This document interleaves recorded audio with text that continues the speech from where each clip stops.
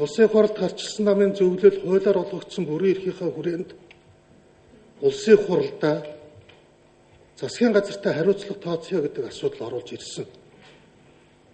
Энэ бол хуулиар тогтоогдсон түүний бүрэн эрх. Тэгээд улсын хурл энэ асуудлыг авч хэлцэх ёстой байсан. Гэтэл өчигдөр Монгол Ардын хувьсгалт намын удирдах зөвлөл хуралдаад социализмын үед улс төрийн товчоо хуралдаж ирсэн шиг шүү дээ. Би тэр улс төрийн удирдах зөвлөлийн одоо би шинэ цагийн улс төрийн товчоо гэж хэлчихье. Тогтоол гаргасан байгаа юм да.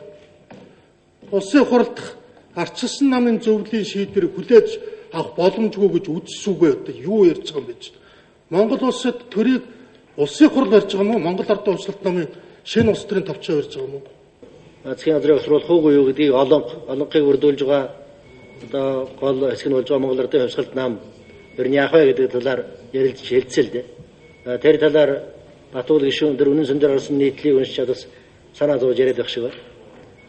Тэгээд олон талаас нь ярьж байгаа. Засгийн газрын үйл ажиллагаанд одоо ололттой юм юу байна вэ, алдаа дутагдал юу байна вэ гэдгийг олон талаас нь ярьж байгаа. Арчилсан намын гишүүд за дээрээс нь иргэний зориг нам гүндалаа оролцсон 28 хүний гарын үсэг зурсан засгийн газрыг огцруулах санал дотор байгаа тэр үндслэгээнүүд 4 асуудал байна.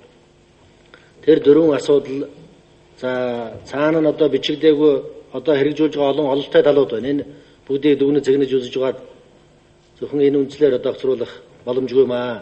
Би бол энд хэрүүлийн бузар байна л гэж хэлэх гээд байна. Энийгээ жоохон нам дараад уул нь ухаалаг ярилцаад ярих юм бол байна. Хариуцлага тооцох юмнууд байна. Улс төрчид хоорондоо биетэйгээ хариуцлага тооцож яах гэдэг нэрийн доор сандал ширээ булаацалж явах хооронд төрийн дунд чат, төрийн байгууллагуудаар хариуцлага задгарч байна. Ер нь бол ямар үе тогтсорох нь бол мэддэхгүй болчихлоо. Хүн амны хэрэг гарсан ч огцордгүй юм байна.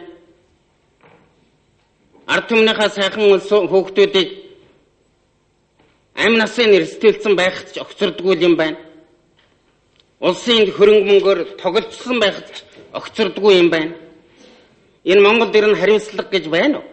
Хойрлуулсан төсөө сайдууд 57 тэрбум мар биш 137 тэрбум төгрөгөөр хэтрүүлчихэд байгаа юм. Гэтэл засгийн газрыг огцруулахаар арсланамаас гаргаж тавьсан үндэслүүдэд засгийн газрыг хэрэглэх газрын дарга хариулт өгөхдөө харин ч сайдууд 34 тэрбум төгрөгийн хэмнэлт гаргахаар тооцоо гарч байна. Зарлага давуулсан ч гэсэн орлогоо биелүүлжээ гэсэн тайлбар өгж тохирсон байгаа юм. Үүнд нь арсланамын гишүүд бухимдаж олсон ерөнхий аудиторын гаргасан дүгнэлтийг баримт толгон шүүмжилсэн. Засгийн газарт нь ихтгэл үзүүлэх асуудлыг хэлцэх үед улсын мэргэжлийн хяналтын асуудал эрхэлсэн сайд хөрөл зөхөөс бусад нь хуралдаанд ирж оролцсон юм. Өнгөрсөн оноос хойш 2 дахь удаа Арслан намын зөвлөлд засгийн газрыг огцруулах асуудлыг өргөн барьж хилцүүллээ. Тогтоолын төсөл өргөн барьсан 28 гишүүн дээр ах намын 13-аас нэмэгдэх байх.